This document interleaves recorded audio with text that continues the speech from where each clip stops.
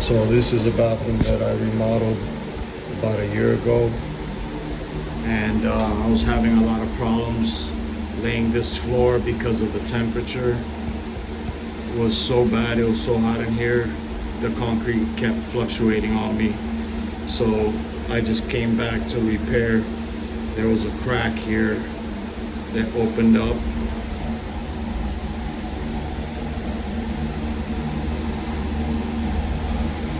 And now I re-grouted it.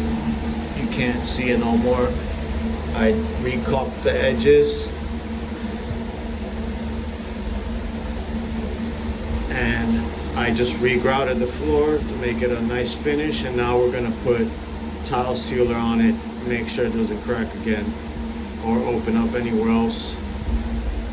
And it helps the concrete get harder.